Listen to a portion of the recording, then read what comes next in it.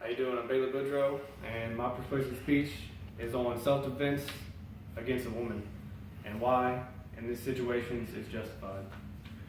So let's say it's a man versus a man, and that man attacks another man without anything else. They're just attacking for no reason. Is that man going to defend himself?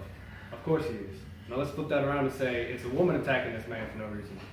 Is this man going to defend himself? Yes, he should, and of course he will. Now, some people say that no, he shouldn't, but that's just ridiculous, I say.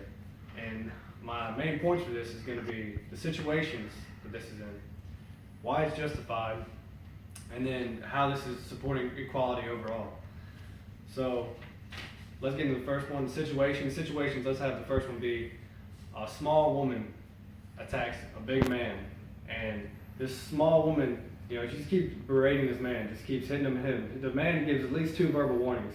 She just keeps going at him. And now, at this point, this man goes aggressive and he punches her, maybe even breaks her nose. And so, they go to the court over this. They have video evidence showing the whole thing, video evidence.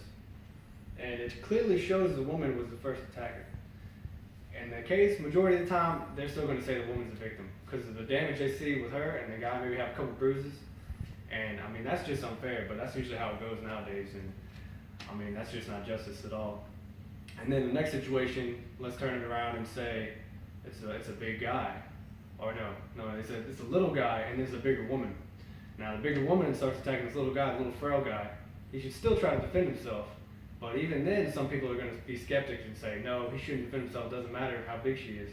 Well, at this point, if anything, he has more of the right to defend himself because he's at the least advantage of being smaller. And even probably in the courthouse, they would say that she's the victim just because of her gender, and that's just not right at all. But let's move on to why it's justified. And I mean, it's pretty plain and simple. Why it's justified is because let's look at it at a general standpoint. Person versus person instead of female versus male. Person versus person, if you look at it that way, if a person hits another person, of course, it can be retaliation. Why? Is it right that they retaliated and defended themselves? Yes, if you're looking at it that way, it's going to be very simple and you just say yes.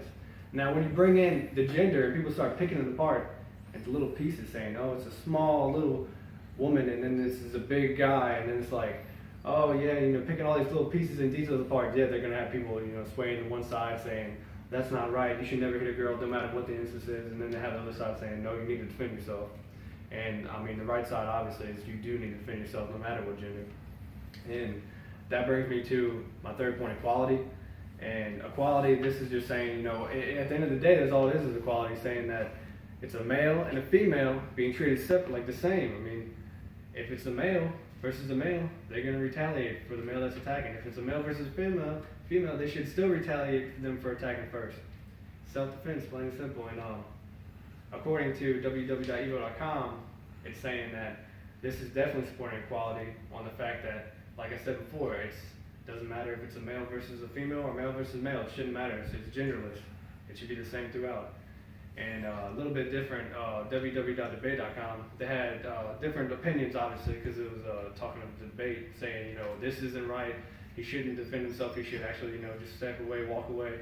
But then they have the people on the other side of the debate saying, what if he can't walk away? What if she's chasing him down and just keep physically abusing him? He has no choice but to defend himself. So that was a really good source I looked into. And then, of course, I watched YouTube videos, a lot of YouTube videos where, men were just getting pummeled down by women thinking they were invincible just because were a woman, just because of their gender. And they got what was coming to them. They either got, they got beat down or they got hit once. And they were really shocked. Their reaction was them being shocked, which makes no sense to me because that's just self-defense.